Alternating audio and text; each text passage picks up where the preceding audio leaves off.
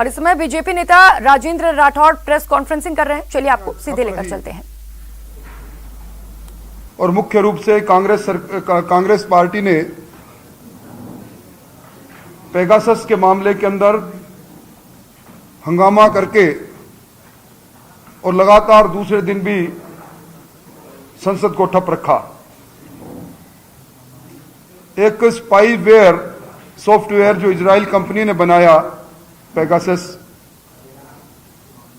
और वहां की एक एनएसओ कंपनी है, उसने इसको बनाया। द वायर न्यूज वेबसाइट ने इसको एक प्रसारित की, एक न्यूज, और यह कहा कि 45 देशों के नामचीन लोगों के टेलीफोन, उनके नाम, ये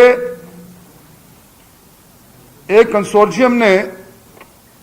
लगभग 50,000 लोगों के, मुख्य लोगों के टेलीफोन का डाटा, उसको लीक होने का दावा किया द वायर न्यूज ने। और विदेशों में द गार्जियन और वाशिंगटन पोस्ट में इसकी खबर छपी,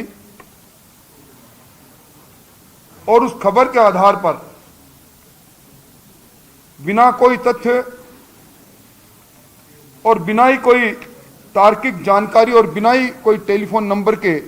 जिसका टेलीफोन सर्वेलेंस पर लिया गया, इस मानसून सत्र में कांग्रेस पार्टी ने आरोप लगाया कि पेगासस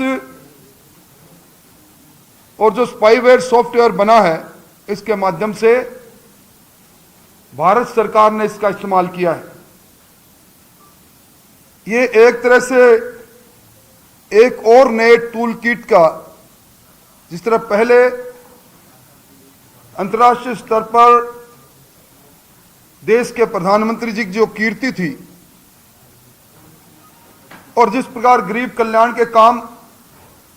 इस देश में हो रहे थे, उन सब को लेकर कांग्रेस पार्टी बौखलाहट में थी,